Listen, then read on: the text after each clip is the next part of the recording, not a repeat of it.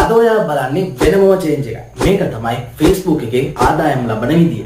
මේක ගොඩක් අමාරු නෑ. අවශ්‍ය වෙන්නේ ඔයාගේ first step එක. පළවෙනි එක තමයි Facebook reel කියලා කියන්නේ. විශේෂයෙන්ම කියනවා නම් ඔයා පොඩි වීඩියෝස් හදන්න. සාමාන්‍යයෙන් තත්පර 30 45 අතර. අන්න ඒ වගේ වීඩියෝස් වල ගොඩක් මිනිස්සු ගොඩක් දුරට ඔයාගේ වීඩියෝ එක කෙටි කරන්න බලන්න.